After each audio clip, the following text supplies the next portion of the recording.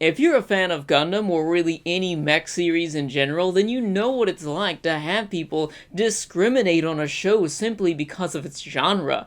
I don't know, people just don't like Mecha. I can't explain it either, but I can tell you that I am not one of those people, especially when it comes to Gundam. Having said that, I'd like to welcome you for today's review, which is of Gundam Wing, so needless to say, leave your nostalgia at the door. Like many other Gundam series, this is set in the future during a time when humans live on colonies in outer space as well as Earth.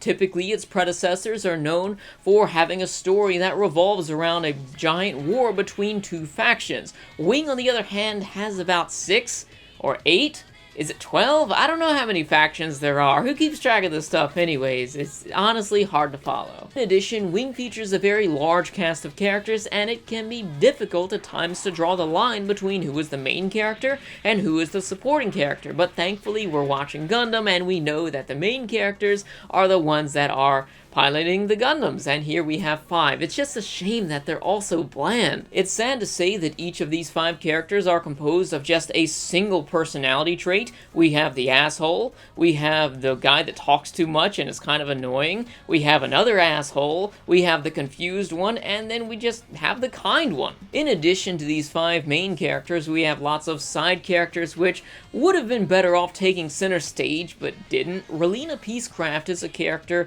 who has family ties to a peaceful nation, and this gives her enough ground to stand on as a diplomat. Despite living in such times of turmoil where the entire human race is at war with each other in several different factions, Relina sticks to her ideals of war is bad and you guys should stop it, alright? Relina Peacecraft becomes so annoying that I wish Zeon would jump out of their respective series in the 80s and over to Gundam Wing in like 95 and drop a colony directly on her face. But of course, Relina is not alone in this story, as she has Miliardo Peacecraft, aka Zex Marquise, whose motto is, "I'm either gonna kill you or not, depending on which persona I want to be today." Or this hour. Seriously, the guy has 2 sides. Like, I like his character. He's a really awesome guy, and he's one of my favorite characters of the series, but he's really inconsistent when it comes to his values, because on one side, he has his peacecraft values where he will refuse to kill anyone, and then on his other side, he has his other ways, you know, with the Zex Marquise, where he wears the mask, and he'll just kill everybody there, and it's really inconsistent. It doesn't line up. There were even a few times when he would switch personas in the middle of battle. I feel bad for his crew. He just leaves them hanging there. Sorry, guys, not going to war today. I'm back in the peacecraft right now, and, you know, we're all about that total pacifism, not gonna kill anybody. Good luck, and I'll see you next time. It really becomes mind-numbing watching characters switch from one side to another, because it's not just Zex Marquise that does this. We also have 4 of the 5 protagonists that do this often. Sometimes they'll go away for a few episodes and we don't see them because there's 5 of them and there's a lot of space to cover, so we don't always see them. And then the next time we do see them, which is like 2-3 episodes later, they're on the enemy side for no reason, no explanation, or sometimes in the middle of whatever's happening, they'll just switch sides too. It really doesn't make any sense. To take things a little bit further, we have Lady Un, which actually has a split personality. Not just a change of heart every once in a while, but she literally has a split personality. She is mentally unstable, and despite this, she is capable of keeping her very high military rank, and nobody calls her out on it. Even my favorite character, Trace Kushrenada, is another one-dimensional character. He's basically the embodiment of chivalry, and even he goes through these changes as everyone really becomes unsure with herself. If you've seen pretty much any other Gundam, or if you've seen something like Neon Genesis Evangelion, we know that the protagonists always go through some sort of existential crisis. Why am I here? Who am I really? Why am I fighting? And there's nothing wrong with that, because this can actually become a catalyst for the character's introspection and their development over time as they overcome this internal crisis. But every single character in Gundam Wing goes through this existential crisis, and it's all at once. Who is my enemy? Why do I fight? What do I do? Maybe I should just change my mind right here in battle. Who knows? Even if they wanted to go the route of having all of the characters with their internal struggles all at once, it's doable, but it would make the series really dense, and they just don't have the characterization to back up that sort of plot. Speaking of plot, here's Gundam Wing in a nutshell.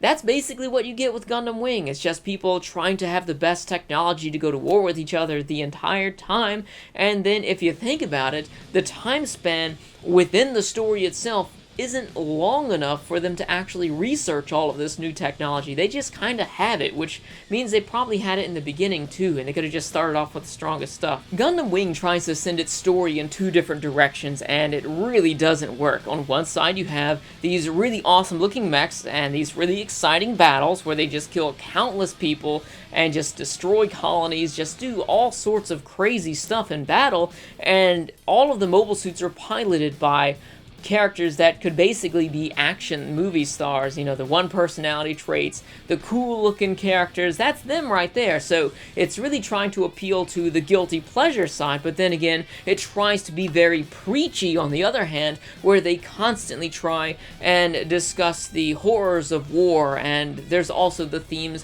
of man versus machine that are present as well, which they do a terrible job of exploring because they always try and go into detail about the value of human lives and about how it's much better to have a skilled pilot than it is to have a strong machine, basically. And even then, that's negated when you consider that this is nearly a 50-episode long toy commercial. Normally, I would go more in depth with the plot and just talk more about that, but I see no reason to do so with Gundam Wing because it is so convoluted with the sea of different factions that are all at war with each other because they all want peace individually at the expense of everyone else's life in the entire species.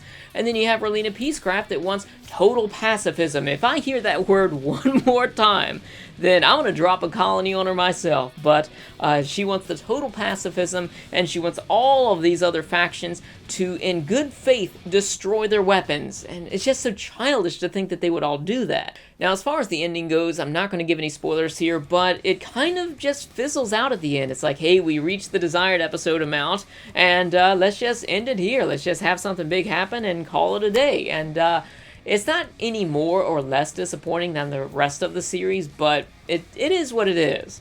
Gundam Wing also gets this movie Endless Waltz, which is, you could also see this as an OVA. It doesn't really add a whole lot to the story. It tries to give a few characters backstories, but when you consider that they're giving backstories to the main characters of a 50-episode long story, 50 episodes into it, then it's an afterthought at that point. It really doesn't add anything else to it aside from adding new models to the Gundams out there, because all of the Gundams get this new model to them. But that's the thing, you look at the cover to this, you look at anything Endless Waltz related, you think, oh man, this is going to be awesome. You see the Wing Zero has a new version with the angel wings, the Death Scythe Hell has the bat wings. They look really cool, honestly, and I'd love to have those figures, but they don't even come into the movie until 2/3 of the way through. Moving on to the presentation, my knowledge of Gundam goes as far back as 1979 when the original series came out, and since then I've seen the franchise evolve quite a lot, and it feels like Gundam Wing is a step backwards. There are plenty of Mecha series out there that make these mistakes of having weightless mechs that can just turn on a dime, stop on a dime, and just move around as effortlessly as humans do, and also destroy other mechs effortlessly, and that's basically what happens in Gundam Wing here. It really feels like the mechs don't have any mass to them in this series there. Wing features a soundtrack which is composed of mostly very forgettable background music, but they do have a few theme songs which were beautiful. Like all of the openings, for example, I really enjoyed them, and I even play them in my car, and sometimes they'll have the theme songs play during some of the moments in the story, and I like those as well when they play those. But yeah, moving on to the audio, the Japanese, they do as good as they can with the roles that they're given, because it's not like any of the characters are deep enough to really warrant them to take their acting to the next step. And then with the English dub, that's how I watched this. Of course, I did switch back and forth in between just to see how the sub was holding up, and I would say honestly, you know, the English dub is not the best out there, but if you're looking to watch Gundam Wing, then I would recommend the English dub. It's really the easiest way that I can tolerate the story, honestly, and in addition to that, that's how I first saw it. That's just how these characters sound to me, because that's how I saw it first. Gundam Wing gets a performance rating of 4 out of 10 with an enjoyment level of I don't even know, honestly, because there are some times that I really enjoyed it because the battles are pretty awesome, and then there was the story. So I'm going to say maybe a 5, maybe a 6, I don't know. It's too hard to say because there's so much back and forth of this. Gundam Wing is practically the Dragon Ball Z of the franchise, and if that sounds appealing to you, then you'll probably like it. And if you're just outraged at all of the things I've said about Gundam Wing and you haven't left yet, then I would recommend that you go ahead and rewatch the series because you probably have nostalgia glasses on. I had nostalgia glasses on when I first started rewatching the series recently, and I don't mean like go relive your glory days by watching the Toonami trailers or AMVs that pick the cream of the crop from the story. I mean like actually go and rewatch the entire series and then come back and see if you still disagree. For the rest of you, thanks for watching. If you enjoyed this video, please be sure to subscribe as well as like, comment, and also share it with your friends. Stay tuned for next time when I review Legend of the Galactic Heroes.